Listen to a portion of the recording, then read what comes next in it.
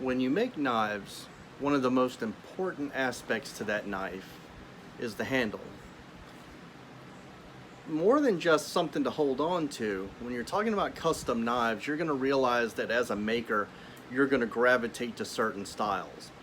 And the handle is one of those areas where your personality really comes out. Especially when you're talking about kitchen knives, right? Kitchen knives have to work at the end of the day. There are certain designs that have just stood the test of time, right? Because they work. People use them all day long. You can't really deviate a whole lot. I mean, you can put your own touch on knives, but in the kitchen, geometry is king because the knife has to work. And part of making that knife work for the individual customer is having a handle that gives them the best control over the knife, gives them the most comfort, and adds to the enjoyment of using the knife. So how you shape that handle shouldn't just look good, it should ultimately be useful for the customer. It should ultimately be comfortable. It should give them control. It should be shaped so that as they're cutting down through something, the blade doesn't want to turn in their hand. It shouldn't have angles that look really cool but create hot spots from rubbing their hand. So today I'm going to show you how I shape my kitchen handles. I am a big fan of the Coke bottle handle that some people call it. See how it gets, if this were a Coke bottle, it's fat in the middle, it's skinny at the top, and it flares out at the base. See that? Just like an old school Coke bottle. Now there's a reason that people like this kind of handle. One is it's elegant, it's beautiful, it looks great. Now this is not finished, this just came off the grinder, so we haven't hand sanded yet. But the basic shape is there. We're gonna have to dress it up some in hand sanding to get everything evened out. But this is the basic shape that it's going to be.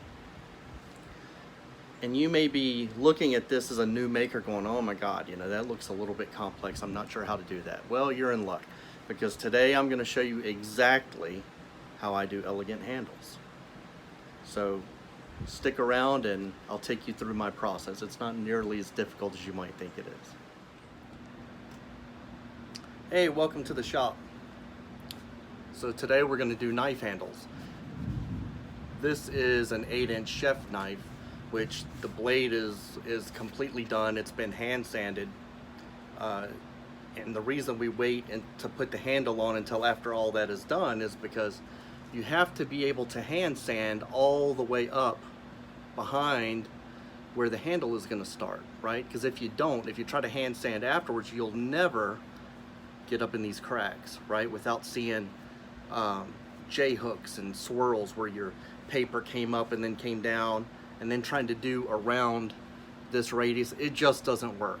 So your blade is going to be basically 100% complete, and then you'll put your handle on. And as you can see, this handle is a sandwich of curly maple, and then I like black and white liners. So it's black liner, white liner, black liner on each side of the tang. And what you get are these accent lines when it's done. And you'll see that there's some stain on here. I did that for the customer so that they could see what the figure was going to look like in the wood when it was done. And after the epoxy, it makes a big mess. So I've come over here to my 10-inch wheel and I have cleaned that up. So there's still some remnants of color in there, but don't worry about that. That's just leftover. Most of that's going to get ground away anyway. So what I'm going to do on my kitchen knives, it's funny, right?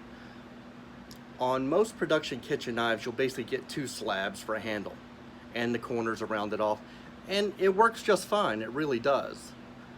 But for my handles, I really prefer an hourglass shape, or what some people would refer to as a Coke bottle handle. So what I'm going to do now is I'm going to scallop each side of this up and down. So it'll start off with some rough scallops, and then what we'll do is we'll start blending the lines that are left over from that, and you'll see how that goes. What you're going to do when you do this, because a lot of people get freaked out when they start contouring a handle that's already glued onto the knife. There's no turning back now. Then don't be afraid of it. I mean, if you completely mess it up, just grind it all off and start over again, okay? You know, you'll do that from time to time as a knife maker, especially when you're learning. Thank goodness I haven't messed up a handle in a very long time. But what I'm going to do is, if you look at this handle, see where the lowest point of the belly is? That's going to be the center line of my palm swell. So when the handle is at its fattest point, I also want it to be at the lowest point of this, because that's pleasing to the eye.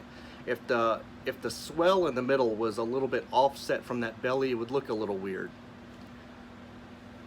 So we're going to use these pins as a visual reference to scallop out this side and that side, and we're going to use the blade as the center line, as the optical center line, so that we know we're coming in an equal amount on each side, and we'll walk it in. Then what we'll do is we'll come back and we'll bring these shoulders that get left over, we'll bring those down to the final thickness, because I want a pinch grip on this knife, right? So I don't really want big fat handle lugs. It's going to be fairly thin up here, so that when I'm pinch gripping, or when the end user is pinch gripping their knife to use it on the cutting board, these corners of the handle are not going to give them hot spots in their hand. Everything's going to be really nice and comfortable, because almost never will you grip a knife like this unless you're just really cutting down through something like pretty tough, you know, sweet potatoes or something like that, where you really got to get down on it. If you're mincing or dicing on the board, doing a lot of tip work, you're going to choke up on the blade with a pinch grip. The handle is going to be mainly a counterweight, and you're going to use these fingers to work the knife. But we want our knife to be comfortable any way that we handle it. Whether we're filleting on a board, yeah, you'll fillet sometimes with a chef knife. You ought to be able to do 99% of your work with a chef knife, okay? So it needs to be comfortable, because this is the workhorse of the kitchen. So with all that said, let's get to it. We're going to be starting off with our 10-inch wheel. I've got a 60 grit belt on here, and you want a new belt. You want it to be sharp, because when it's cutting through these pins, if you're trying to get by with a dull belt, you're going to overheat these pins, and heat's a bad deal. You don't want that. These are stainless steel. They generate a lot of heat as it is, so we're going to cut some, flip to the other side, flip to the other side, and I'm constantly going to be touching these pins to make sure that my heat is not excessive. If you can put your hand on it, you're okay.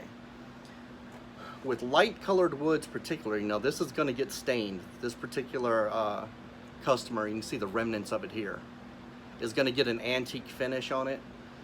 So if you get a little bit of black around those pins, you're probably not going to see it as much, but it's still not a good practice. Don't overheat your pins, because you're going to burn the epoxy and you're going to burn the wood around your pins.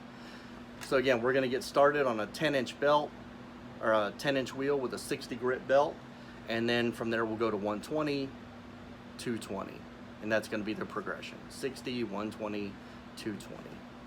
And we may do some slack belt sanding at the end with maybe a 320. We'll see if it's necessary. So here we go.